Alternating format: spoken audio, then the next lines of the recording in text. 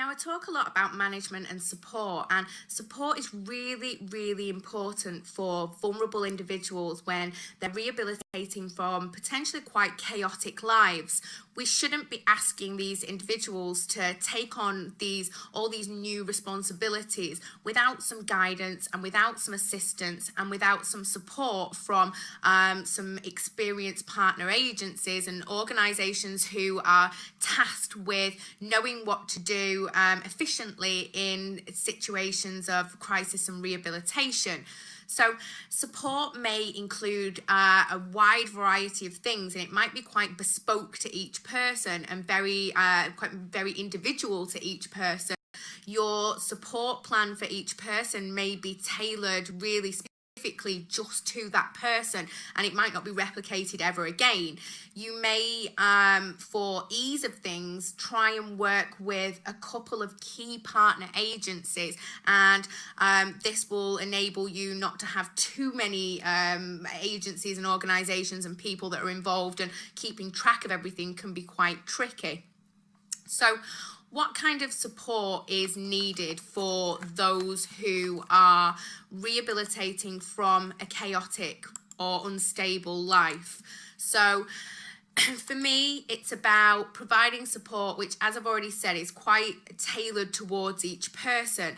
And we can have a look at a case study of a tenant that I worked with on the pilot scheme, and we can see some of the support that was put in place for these tenants, and how the support packages, as we have a look through them, vary considerably for as we go from person to person.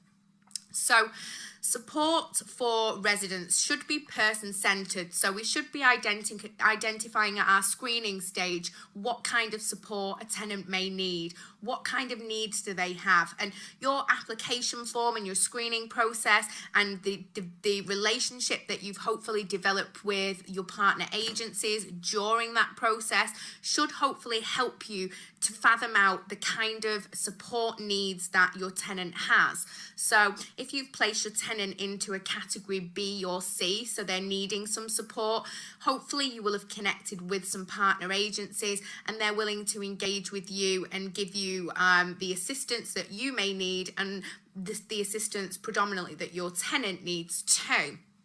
So some of the supporting elements that generally might be quite common when working with vulnerable people. You may come into contact with service users. Very common is to come into contact with service users who are experiencing mental health issues. So this is not my specialist area, although it's an area of great interest of mine. So I teamed up with a great friend of mine, Steve Carr, and Steve is somebody who has done an amazing amount of work for both homelessness and mental health, and he has done a huge amount of research studies similar to myself, and we met during the course of our study, our own independent study projects, and we actually met and teamed up to be judges at a tech hackathon at Business Rocks, where we were looking at how could tech help solve homelessness. And Steve and I met on Twitter and invited him down to Business Rocks, and he ended up being a judge alongside me at the hackathon. And Steve has an amazing insight into mental health, and he's done some great research into this subject, and he's taken his findings to Downing Street, and we're going to be taking lead from Steve in terms of what support is needed for tenants and those who may have been experiencing homelessness related issues as they move into privately rented accommodation.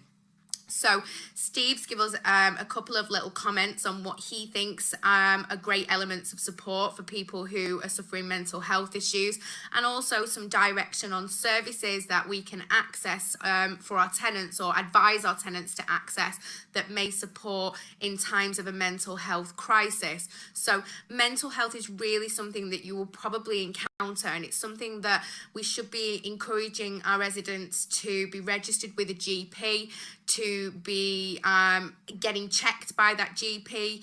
They should be if they need referral to agencies, if you have concerns with mental health needs that are not being met, speak to the partner agencies, speak with those people within your consortium that are qualified to manage issues such as mental health declines. So always keep a check out with mental health problems, because if they're not addressed quickly, they can soon spiral out of control, and that's something that I've seen I saw happen in the pilot scheme.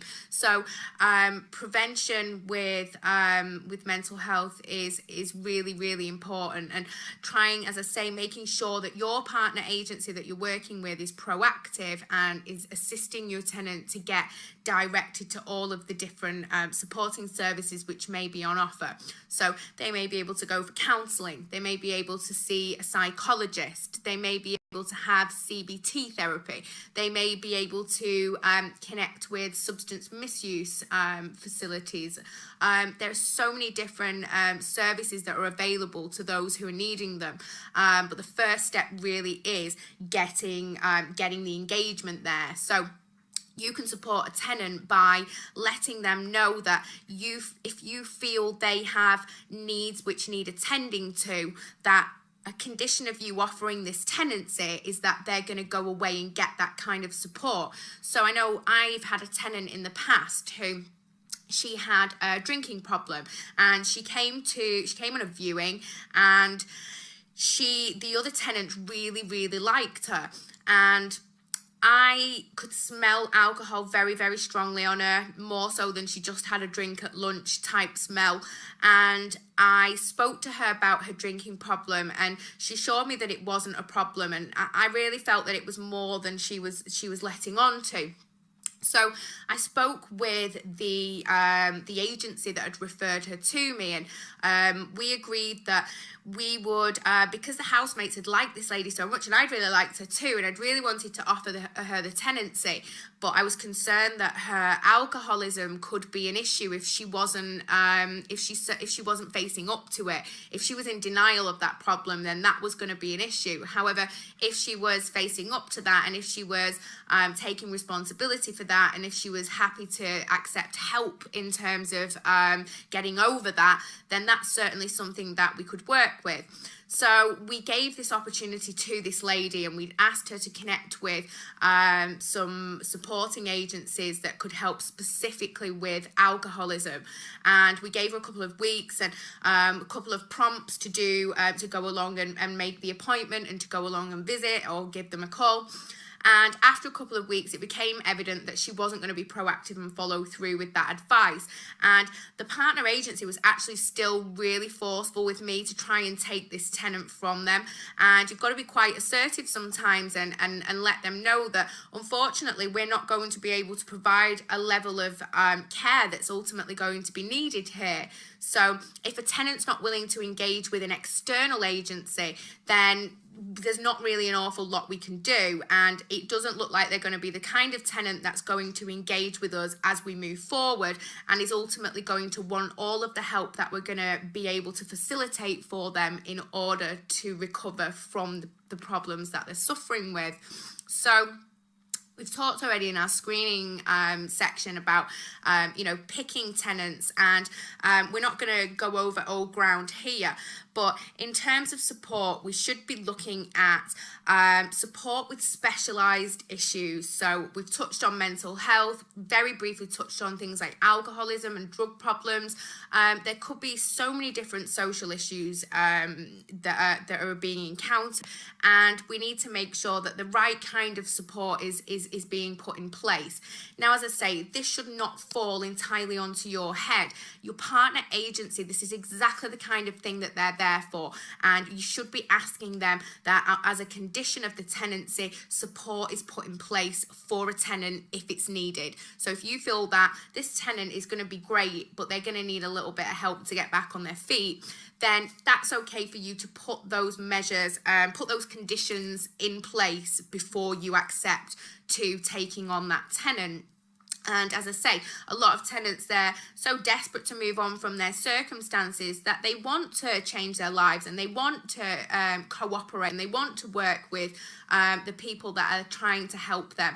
But likewise, there's a lot also that don't. So it's this way of working allows us to see who are the people that are going to want to engage, and who are the people that are maybe not quite ready to engage. So support, as I say, we want to be getting the kind of support which is person-centered. We want to be directing it onto specific issues. So we want to make sure that the right kind of support is being facilitated for the right person. So we want to try and have as good an understanding as we can of this individual. So as I say, this doesn't necessarily fall down to you, it falls down to your partner agency, who are the specialists, hopefully, in working with vulnerable people.